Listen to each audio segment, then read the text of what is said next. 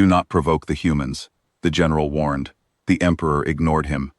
I am writing this from a small room on a conquered world, my world. There is a window that looks out over a city I once commanded armies from, and there is a cup of dark brown liquid on my desk that the humans call coffee. I believe it is mildly poisonous to my kind, but I have grown fond of it. Perhaps that says everything you need to know about humans. They offer you something dangerous, and somehow make you love it. My name is Rethek Vaughn. I served as Supreme Military Commander of the Zarathi Dominion for 62 years. I held that rank through 9 wars, 14 border conflicts, and the successful conquest of 11 species. I say this not to boast. I say it so you understand that I am not a fool. I am not a coward. I am a soldier who has spent his life studying how civilizations fight and how they fall. And I am telling you now, as clearly as I can, that everything that happened to my people is because one emperor refused to listen to one simple warning: do not provoke the humans. It began 3 years ago, though it feels like 30. Our deep space scouts discovered a small system at the edge of the western spiral arm. 1 star, 8 planets. One of them was alive. The scout commander filed a standard report and classified the dominant species as mid-tier developmental. No faster-than-light travel. No unified government. They were still burning fossil fuels and arguing about the weather. On paper, they were nothing. I read the full report myself, because that is my habit. I read everything. And as I turned through the pages of data, something cold settled in my chest. Something I had not felt in decades of warfare. It was unease. These creatures had recorded over 12,000 wars in their short history. 12,000. They had discovered how to split the atom, one of the universe's most powerful forces, and the very first thing they did with that knowledge was build a weapon. Then they used it. Not on an enemy from another world, on each other. They burned 2 of their own cities to end a single conflict. And then they went home and built even bigger versions of the same weapon, just in case they needed them again. Their entertainment revolved around combat. Their stories celebrated warriors. Their science advanced fastest when they were fighting. They had clawed their way to every corner of their planet and started reaching into space, and they had done all of it while constantly, endlessly battling one another. No species in our records had ever looked like this. I brought my concerns to the War Council. Emperor Jol Karath the Undying sat on his throne and listened with the expression of someone watching an insect crawl across the floor. He had ruled the Dominion for 300 years. He had never lost. He believed, as many powerful creatures do, that his success was proof of his wisdom. I stood before the entire court and said the words that would follow me for the rest of my life. Do not provoke the humans, your eternity. Something about this species is wrong. The court laughed. The emperor smiled. He called me cautious, which in his mouth was the same as calling me weak. He ordered a subjugation fleet of 200 warships to claim the human system and put its population to work in our mining colonies. Standard procedure. We had done it a dozen times before. I was overruled. I obeyed, because I was a soldier. But I began keeping this record, because I had a feeling I would need it. The fleet arrived in their system and broadcast a surrender demand in every human language we had decoded from their radio signals. We expected what we always got from primitive worlds: panic, confusion, maybe a few brave fools throwing rocks at the sky before accepting the inevitable. What we got was silence. Within 6 hours, every nation on that planet stopped fighting each other. Every single one. Ancient enemies shook hands. Rival governments shared military secrets. Command structures merged overnight. I watched it happen from our monitoring station and felt that cold feeling in my chest grow deeper.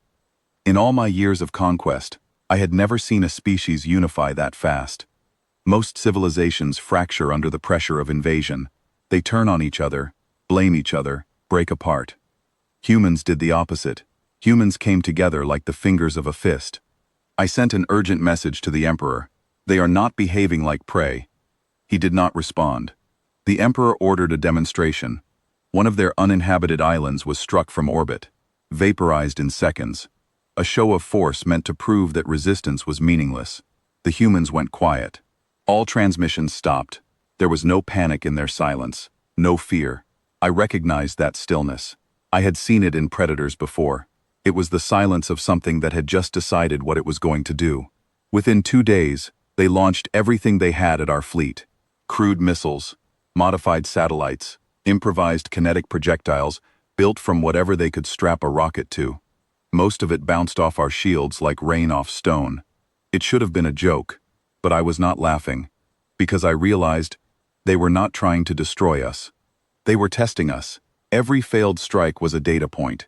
They were mapping our shield frequencies, measuring our response times, cataloging our weapon ranges.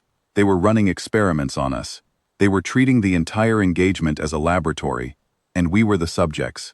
That was the moment I understood what we were dealing with. Then came the boarding. A combined team of human soldiers managed to reach one of our scout ships that had drifted too close to their atmosphere.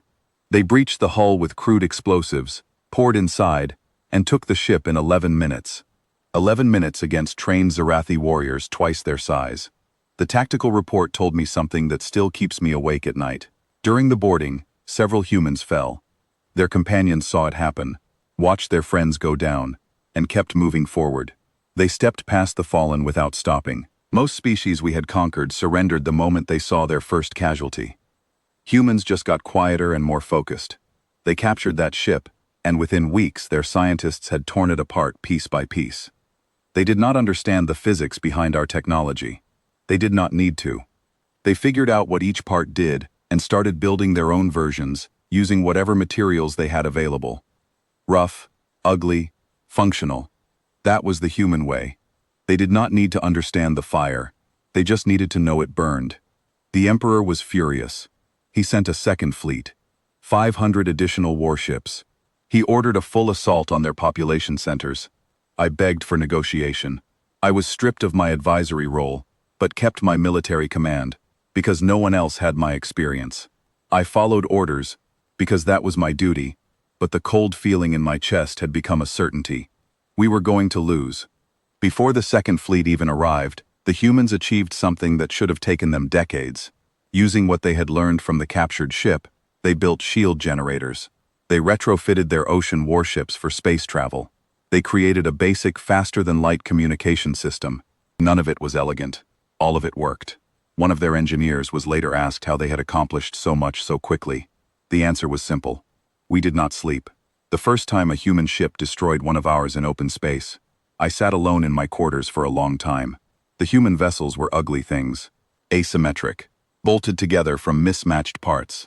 They looked like something a child had built from scraps, but they moved with a ferocity and unpredictability that our commanders could not match. Human tactics came from 10,000 years of fighting each other, and they had strategies we had never imagined. Ambushes, feints, deception, psychological pressure. They broadcast strange, aggressive music on all frequencies during battle, and several of our communication officers had to be relieved from duty because they found it deeply unsettling. I finally understood what made humans different from every other species we had ever faced. Every civilization we conquered had limits. Biological limits, psychological limits, cultural lines they would not cross, boundaries that said, this far and no further. Humans had no such lines. They would sacrifice a ship to take out two of ours. They would float in the emptiness of space in nothing but a suit, trusting that someone would come back for them. They would fight without sleep, without food, without hope. And they would do it with a grim determination that I can only describe as terrifying and beautiful at the same time. War was not something that happened to humans. It was something they had practiced and perfected over thousands of years. We did not introduce them to conflict. We simply gave them a new opponent, and they had been waiting for one. Within 2 years of first contact, humanity built a war fleet. 2 years. It had taken the Dominion a century to achieve the same thing. The humans poured out of their system and came for us. They hit our supply lines, our communication relays, our fringe colonies.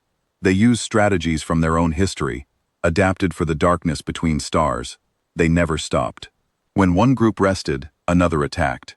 There was always another wave. Always. The Emperor committed everything we had. Every ship, every soldier, every reserve. It was not enough. Not because the humans had better technology. They were still catching up. It was because they simply refused to stop. Our soldiers needed rest. Our commanders needed time to think.